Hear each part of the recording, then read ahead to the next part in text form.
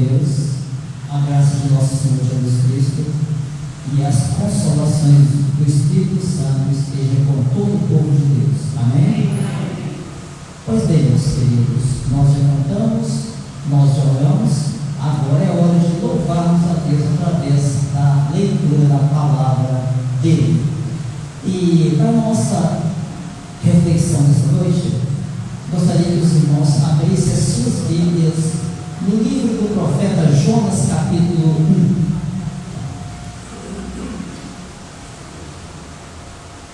Livro do profeta Jonas, capítulo 1.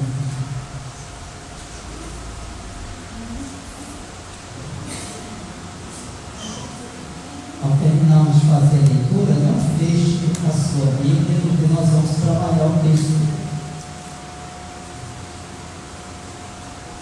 Jonas veio logo depois de Amós, Obadias, aí depois de Jonas. Todos achamos?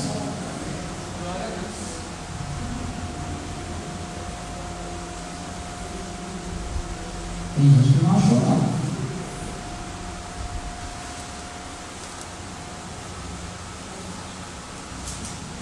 Então, ao terminar a leitura, não feche sua Bíblia. Vamos ler então a palavra de Deus que diz assim: E veio a palavra do Senhor a Jonas, filho de Amitai, dizendo: Levanta-te, vai à grande cidade de Nínive e clama contra ela, porque a sua maldade subiu até a mim.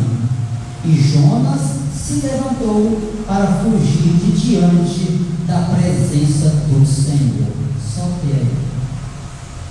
Nós vamos trabalhar esse texto de hoje e eu vou pedir aos irmãos, no nome de Jesus, que preste bem atenção que no momento a palavra vai falar com você. No momento certo, Deus vai falar aquilo que você precisa ouvir, aquilo que nós precisamos ouvir. Na mensagem de hoje, nós vamos destacar o seguinte tema: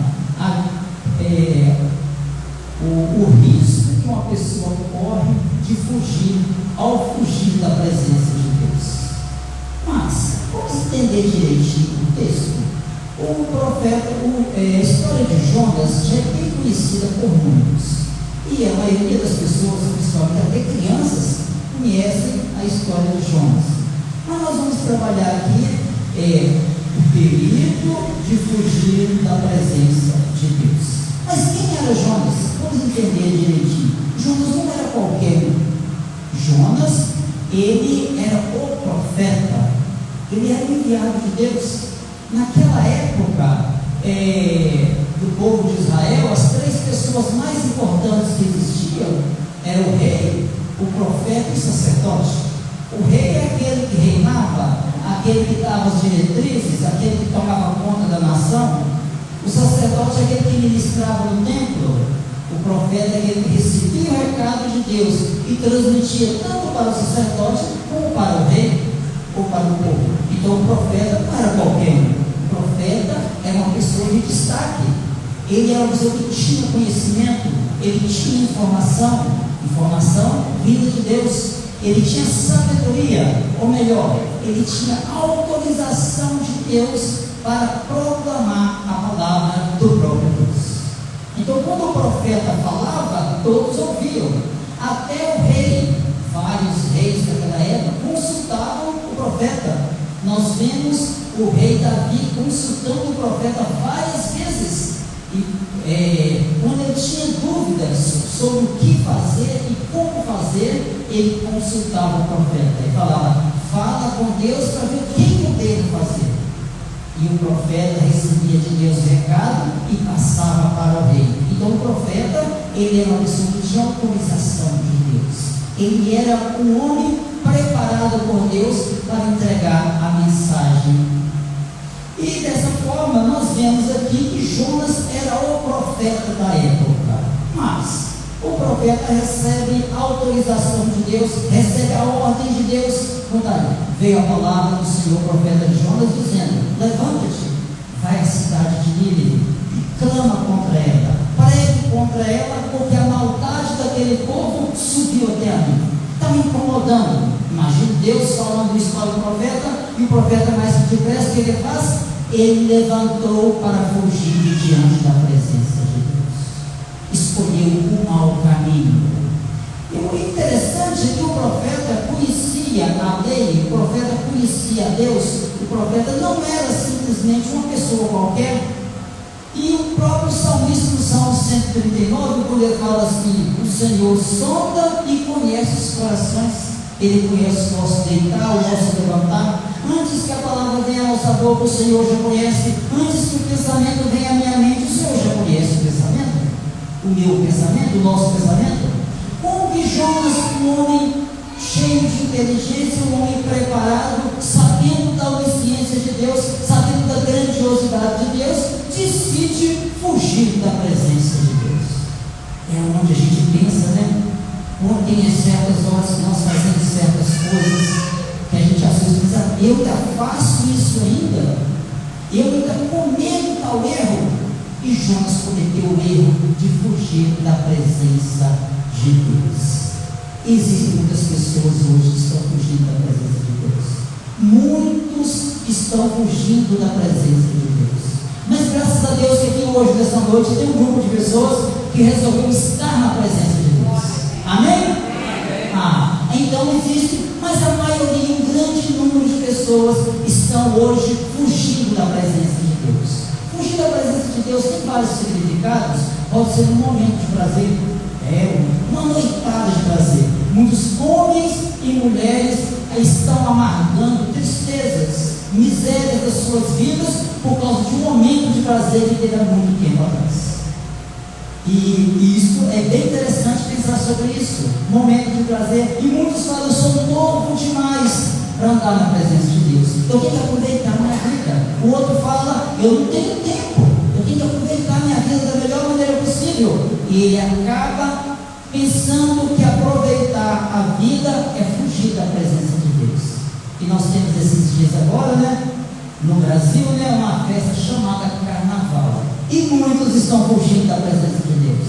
Onde todos, a maioria deles que estão lá, estão vivendo os extremos. É verdade. A bebedeira é o máximo. Tem uns que estão disputando quanto que um consegue beber mais que o outro. Não, a prostituição, o adultério, a iniquidade cresce a cada dia. É extremo em cima de extremo. Todo mundo está correndo para aproveitar a vida. E pensando que estão aproveitando a vida, estão fugindo da presença de Deus. Mas vamos destacar nesse texto aqui, que nós vamos ler agora, 3 coisas que vai acontecer com a pessoa que decide fugir da presença de Deus. 3 coisas. O risco que a pessoa corre quando decide fugir da presença de Deus. Primeiro, essa pessoa vai de mal a pior. Uma pessoa que decide fugir da presença de Deus, ele vai de mal a pior. Nada dá certo na vida dele, de maneira nenhuma. Pode ser o que ele fizer para melhorar, ele não consegue, porque a ruína dele é certa. E muitas vezes ele vai descendo. E nós temos o exemplo do filho pródigo. O filho pródigo foi um homem que vivia na casa do pai, e o pai dava o quê? Dava alimento, o pai dava proteção, o pai dava segurança, o pai dava uma série de coisas. O pai era o provedor daquela casa. E o filho pensa: não quero mais viver na presença do meu pai, e eu vou fugir da presença do meu pai, vou sair. E saiu e quebrou a cara. Voltou rastejando, numa situação muito difícil, porque decidiu fugir da presença de Deus. Outro exemplo bíblico, nós vemos o rei Saul. O rei Saul, na sua época, o primeiro rei de Israel, diz a Bíblia que o rei Saul, ele tinha tudo a favor dele. Tanto é, diz que ele sobressaía sobre os demais. Ele era um dos homens inteligentes. Diz que ele era o mais bonito de todos, que estavam todos juntos e sobressaía sobre os demais. Ele tinha tudo, ele era o rei, ele tinha tudo a favor dele, mas ele decidiu ficar longe da arca de Deus, que simbolizava a presença de Deus. E ele não fez questão de trazer para Israel, ou de manter em Israel a arca do Senhor. E a ruína dele foi terrível. Ele perdeu família, perdeu amigos, perdeu a própria vida. Por quê? É porque uma pessoa que decide fugir da presença de Deus, ele vai de mal a pior. Olha o que aconteceu com Jonas na íntegra. Pense bem. Isso aconteceu com Jonas de uma forma bem tranquila. Em todos os sentidos, ele começou a descer. Olha o que o texto fala. Olha, pense bem, no versículo 3, diz assim: e recebeu, pois, a palavra do Senhor, e ele decidiu fugir da presença de Deus. E foi para Tarsis. Ele desce 5 vezes, descendo para Jope, achou navio e ia para Tarsis. Pegou esse navio e desceu para dentro do navio. De lá ele foi para o porão, no versículo 5. E depois do porão o navio foi lançado no fundo, desceu para o fundo do mar 4 vezes. E diz que mas aí não era o fundo do poço ainda. Quando ele foi jogado no fundo do mar, não era o fundo do poço. E muitas pessoas falam: fulano está no fundo do poço. Mas é fácil. Sabe o que tem que se fazer para sair do fundo do poço? É só parar de cavar. Aí não vai mais no fundo. Mas aí ele só percebeu que estava no fundo do poço, quando um grande peixe o engoliu. Aí sim ele falou: e eu desci até os fundamentos dos montes e percebi a morte rodeada. 5 vezes ele desce na íntegra. Então a derrota dele era certa. Por quê? Porque ele decidiu fugir da presença de Deus, e essa pessoa vai de mal a pior. E a situação dela era desesperadora. Ele estava quando ele percebeu que a morte estava aproximando, ele clamou a Deus. Mas tem um segundo ponto. O primeiro ponto é que essa pessoa vai de mal a pior. O segundo ponto, olha aqui, essa pessoa que decide fugir da presença de Deus, ela não se importa nem consigo mesma e nem com as pessoas ao seu redor. Não importa de maneira nenhuma. Ela não tem dó das pessoas, ela não tem compaixão. Ele está perdido, também não se importa de fazer com que os outros se percam. Ele está indo para o buraco, não importa de carregar o outro também. Ele toma a sua bebida alcoólica e oferece para o outro. Ele consome droga e carrega para o outro. Ele fuma seu cigarro e oferece para o outro. Imoralidade, dívida e assim por diante. Mesmo se ele estiver endividado, não importa de também dar prejuízo às outras pessoas. É uma pessoa que decide fugir da presença de Deus. Ele não importa consigo mesmo, nem com as outras pessoas. Ele não tem compromisso nem com ele, nem com as outras pessoas. Ele olha só o prejuízo que Jonas causou à sua tripulação. Pense bem, como que Jonas não se importava nem com ele e nem com as pessoas que estavam ao redor, as pessoas que estavam dentro do navio. Preste bem atenção. Naquele momento, o pessoal do navio, eles perceberam que o navio, então vamos ver, mas o Senhor mandou o mar, um grande vento, e fez o mar uma grande tempestade, e o navio estava para quebrar-se. Então temeram os marinheiros, clamava cada um ao seu Deus, e lançava ao mar as fazendas que estavam no navio, para aliviar o seu peso. Jonas, porém, desceu aos lugares do porão e se deitou, e dormiu um sono profundo. Olha a situação. Jonas nem se importava com as pessoas. Desceu para dormir, desceu para o porão, para dormir um sono gostoso, enquanto o navio estava quase afundando. E o pessoal julgando as cargas, julgando as bagagens fora para aliviar o peso do navio, pensando que era aquele peso que estava fazendo o navio afundar. E o navio estava quase afundando. E não teve jeito, foi um transtorno, não teve jeito. Mas o capitão do navio era bem inteligente, né? Existe motivo para isso. Às vezes a gente pode até imaginar que aquele capitão do navio, ele era até crente e conhecia a Deus. E nós vamos encontrar a causa do problema e vamos lançar sorte entre nós. E aí chegou para Jonas e lançou sorte e falou: e aí, Jonas, o que você está fazendo aí? Entendeu? E aí ele vai lá e fala para Jonas. Então lhe disseram: declara-me tu agora, por que veio esse mal contra nós? Fala, Jonas, por que razão veio esse mal contra nós? Que ocupação é a sua? Quer dizer, o que você faz? De onde você vem? Qual é a sua terra? De que povo és tu? E aí ele respondeu para o capitão do navio assim: eu sou hebreu e temo ao Senhor, o Deus do céu que fez o céu, o Deus do céu que fez o mar e a terra seca. Então aqueles homens se encheram de grande temor e disseram: por que fizeste isso conosco? Eles sabiam quem era Deus. E por que você fez isso com a gente? E ele disse: o que nós faremos agora para que esse mal não aconteça, para que esse navio não afunde? E aí veio a solução. E aí nós vamos ver a terceira coisa que uma pessoa, quando se distancia de Deus, ele faz.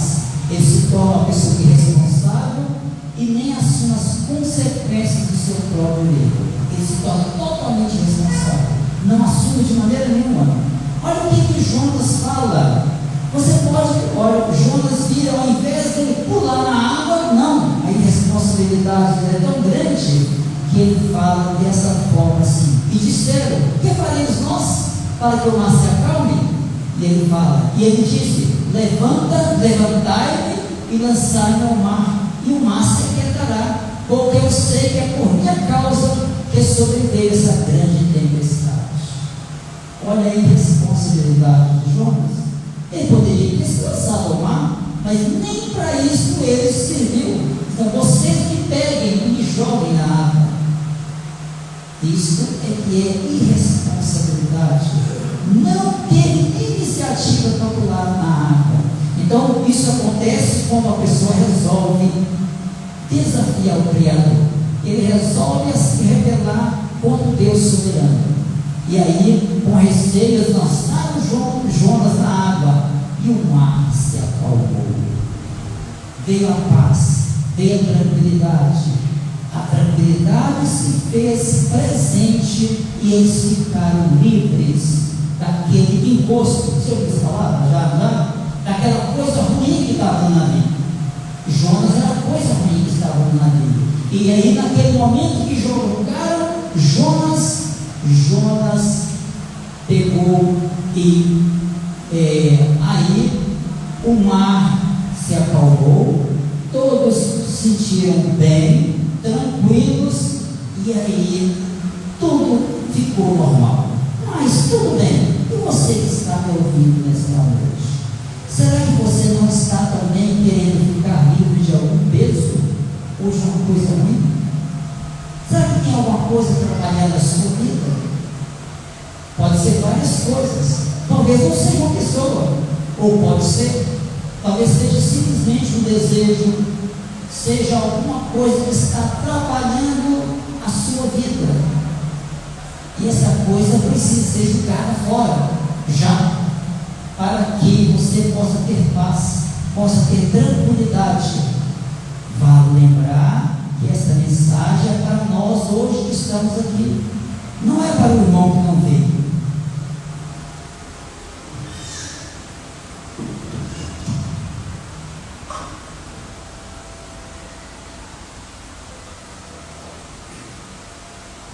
Então essa mensagem é para nós aqui hoje, é para nós, é que foi destinada essa palavra para nós hoje.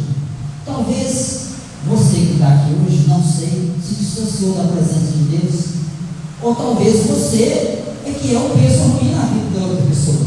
É bom nós fazermos uma avaliação da nossa vida, se de repente nós estamos causando bem ou mal àquela pessoa que está do nosso lado. De repente nós temos, não é que nós temos uma coisa ruim, de repente somos nós, o problema é nosso. Jonas era o problema, de repente nós podemos também ser o problema, de repente. É bom a gente fazer uma avaliação da nossa vida. É hora de acordar, nós temos que acordar. E uma coisa interessante, que Jonas, diante daquela situação, lembra que existe um Deus Todo-Poderoso, e ele decide fazer uma oração. Olha a oração no capítulo 2, aí vou ler para a gente ver a oração que Jonas faz. Quando Jonas foi lançado ao mar, Deus enviou um grande peixe, o peixe engoliu Jonas, e Jonas, lá no ventre do peixe, ora a Deus. Uma coisa interessante é que nós devemos, mesmo sabendo Jonas, quando o peixe me engoliu, agora sim, cheguei no fundo do poço, agora a morte chegou para mim. E aí mesmo na ânsia da morte, ele ora a Deus, e Deus responde a oração dele. Preste bem atenção. E orou Jonas ao Senhor, seu Deus, das entranhas do peixe, e disse: na minha angústia clamei ao Senhor, e ele me respondeu. Do ventre do inferno gritei, e tu ouviste a minha voz, porque tu me lançaste no profundo do coração dos mares, e a corrente me cercou. Todas as tuas ondas e as tuas vagas têm passado por cima de mim. E eu disse: lançado estou diante dos teus olhos, todavia tornarei a ver o templo da tua santidade. As águas me cercaram de alma, o abismo me rodeou, e as almas enrolaram na minha cabeça. E eu desci até os fundamentos dos montes, os ferrolhos da terra correram sobre mim para sempre. Mas tu livraste a minha vida da perdição, ó Senhor meu Deus. Quando desfaleci em mim a minha alma, e eu me lembrei do Senhor, e entrou a ti a minha oração no templo da tua santidade. Os que observam as vaidades vãs, deixa a sua própria misericórdia, mas eu te oferecerei sacrifício com a voz do agradecimento, e o que eu voltei, eu pagarei. Do Senhor vem a salvação. Falou, pois, o Senhor ao peixe, e ele vomitou Jonas na praia. Esta é a oração respondida na íntegra. Jonas percebe que o mal chegou, a morte chegou, é o fim de Jonas, e ele resolve orar a Deus, e Deus dá uma segunda chance para Jonas. É muito interessante quando nós pensamos na segunda chance. Deus dá uma segunda chance a Jonas, e nós vemos aqui exatamente só no capítulo 3, leia a palavra do Senhor pela segunda vez a Jonas. É bem interessante, é que a vontade do Senhor Deus é a mesma. A mesma missão que Deus deu para Jonas no capítulo 1 é a mesma agora. Levanta-te, vai à cidade de Nínive e prega contra ela a pregação que eu te disse. Eu já te falei que eu quero. Se você quiser continuar a sua missão, é você fazer o que eu te mandei. Prestar atenção como que a palavra de Deus é a mesma ontem, hoje e vai ser eternamente. Então a missão é a mesma, é só continuarmos a nossa missão. Então a missão continua. E aí, de onde você se perdeu, Jonas, continue a sua caminhada. E talvez nós nos perdemos em alguma parte da nossa vida, em algum lugar. E de repente nós precisamos retomar a nossa caminhada.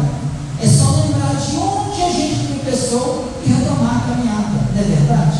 Outra coisa que nós aprendemos aqui, nessa oração de Jonas, é o verso 8, que ele diz assim: os que observam as vaidades vãs, deixam a sua própria misericórdia. Então aqueles que decidem fugir da presença de Deus e dar lugar às vaidades desse mundo, ele abre mão das misericórdias de Deus. É como se ele dissesse: não quero os teus benefícios, não quero que o Senhor use de misericórdia para comigo, porque eu decidi fugir da presença do Senhor. Porque Deus quer se relacionar com todos nós. O homem é que se distancia de Deus. Deus não se distancia do homem. Deus está sempre com as mãos estendidas em favor do ser humano. É o homem que se afasta de Deus. O homem no pecado se afasta de Deus, porque Deus não se compactua com o pecado. O pecado causa separação entre Deus e o homem, e dessa forma o homem se distancia de Deus. Mas Deus Deus está sempre com as mãos estendidas. Deus continua com as mãos estendidas em favor do próprio homem. E aqui nesse texto nós vemos a mão de Deus estendida em favor de Jonas. Foi só quando Jonas pediu, ele deu ordem ao peixe. Vai lá, vomita Jonas lá na praia. E Jonas continuou a jornada dele a partir de então. Não é verdade? Agora, o que vai acontecer com Jonas depois disso é um outro assunto, vai ficar para um outro dia. Não é verdade? Aí tudo bem, meus queridos irmãos. Nós temos aqui, para concluir a mensagem, nós vamos concluir da seguinte forma: Deus deu a Jonas uma nova oportunidade, e hoje está dando a nós também uma nova oportunidade. Todos os dias que nós vivemos é uma oportunidade que Deus nos dá para continuarmos na presença dEle.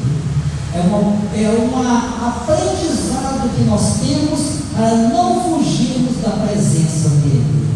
E hoje Deus está nos dando essa oportunidade. Ele está nos dando mais uma chance de fazermos um conserto com Deus, fazer um ajuste com Ele. Eu sempre gosto de falar que Deus está sempre pronto para renovar o contrato conosco, ou para que nós também podemos mudar ou ajustar o nosso contrato com Deus.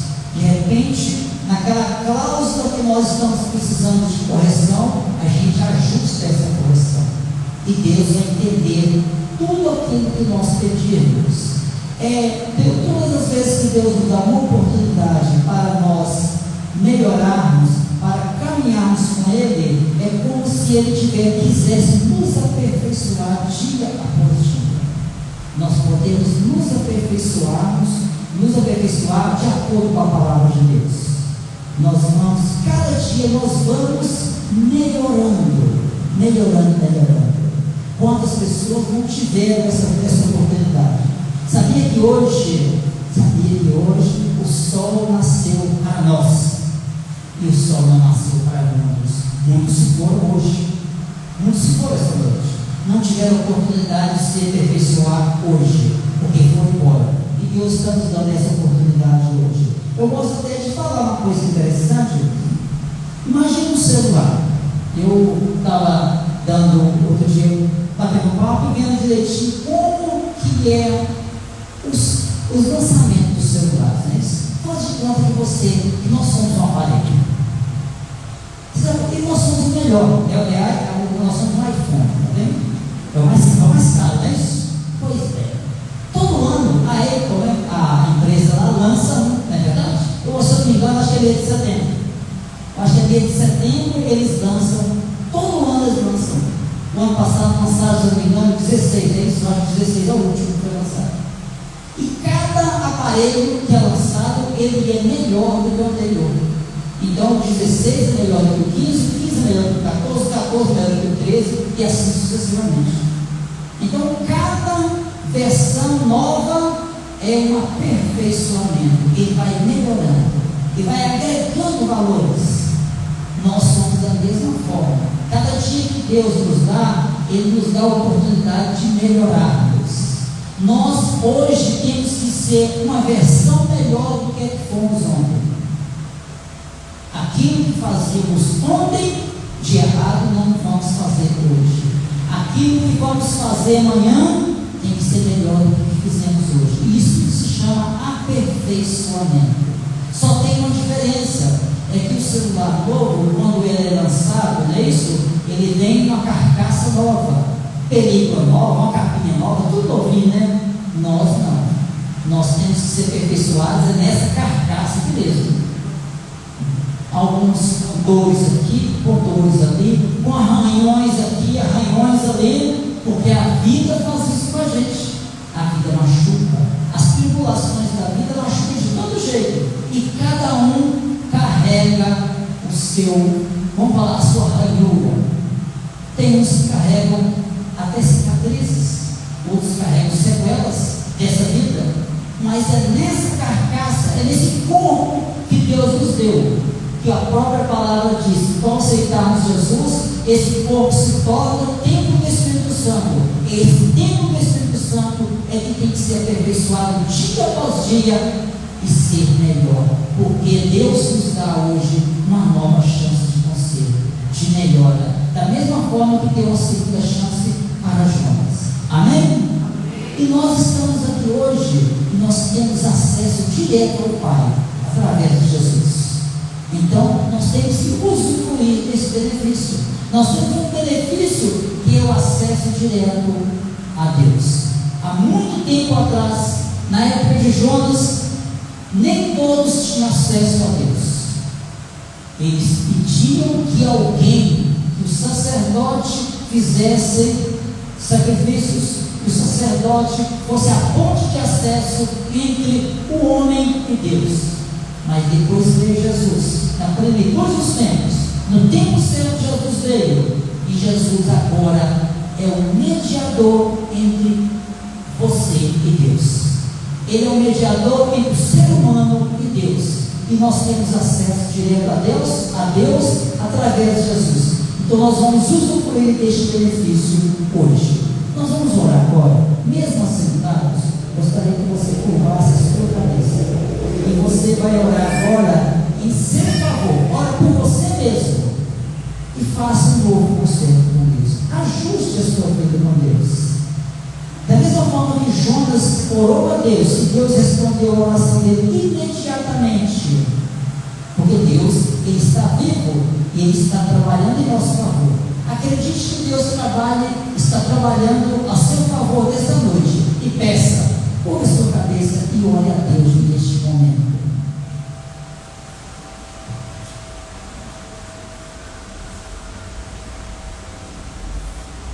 Meu Deus, nós estamos na Tua presença, Senhor. A Tua graça e a Tua misericórdia seja sobre todos nós, sobre a Tua igreja, sobre o Teu povo.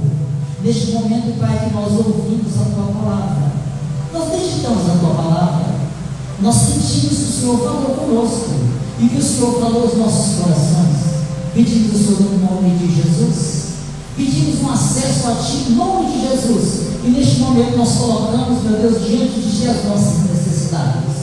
Meu Pai, o Senhor conhece tudo aquilo que está no nosso pensamento, aquilo que nós precisamos, meu Deus. O Senhor sabe do ajuste que nós precisamos, do aperfeiçoamento que nós precisamos. Meu Deus, se for na área da moral, que o Senhor possa tratar deste assunto. Se for na área da saúde, que o Senhor possa curar, que o Senhor possa abençoar. Se for na área da família, Senhor, que o Senhor possa ajustar, Senhor, aquelas questões mal resolvidas. Se for na área profissional, que o Senhor possa dar a melhor condição de trabalho, que o Senhor possa dar ajuste. Se for financeiramente, que o Senhor possa ajudar também, meu Pai querido. Mas o mais importante que nós queremos ajustar com o Senhor essa noite, meu Pai, é a nossa vida com o Senhor. Nós queremos Te adorar, Senhor. Nós queremos nos santificar. Nós queremos apresentar os nossos corpos, meu Deus, como sacrifício santo e agradável a Ti, e prestar um culto no nível do nosso entendimento, e que o Senhor possa abençoar a cada um. Fala ao coração de cada um. Cure. Oh, meu Deus querido, aquele mal que está, Senhor, pairando, Senhor, que o Senhor possa tirar, Senhor, aquela dor que alguém, se porventura estiver sentindo até agora, possa, meu Deus querido, ser tirada também. Aquelas pessoas que estão no hospital, Senhor, aquelas pessoas que estão lá passando mal, sentindo dor, Senhor, tem misericórdia daquelas pessoas. Aqueles irmãos que foram hoje para o hospital, Senhor, que o Senhor possa abençoar cada um, Senhor, que o Senhor possa curar, que o Senhor possa resolver aqueles problemas lá, meu Deus. Só o Senhor é Deus, só o Senhor é poderoso, só o Senhor resolve problemas, e nós cremos nas Tuas promessas, que sabemos que o Senhor é bom, e nós não queremos que o Senhor nos trate segundo o nosso merecimento, mas nos trate segundo as Tuas misericórdias, meu Deus. Fala em nosso coração, abençoa o Teu povo, meu Deus querido. Nós cremos em Ti, e a oração que nós fazemos em tempo aceitável, em nome de Jesus. Amém.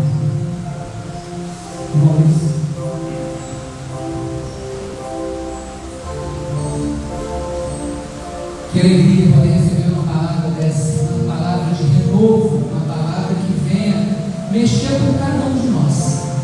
E essa palavra fez isso, mexeu no nosso íntimo, mostrando que o Senhor Ele pode transformar, o Senhor pode fazer um aperfeiçoamento em cada um de nós. Mas é preciso que eu e você, que nós nos coloquemos à disposição para que Deus assim faça, e que nessa semana você possa experimentar um pouco mais deste relacionamento, dessa Jesus esteja fazendo a grande transformação na sua vida. Que o seu eu diminua e que ele cresça a cada dia na sua vida. Amém? Nós vamos encerrar esse culto na certeza de que o Senhor nos abençoou, na certeza de que o Senhor nos trouxe aqui para podermos entender e ouvir essa palavra.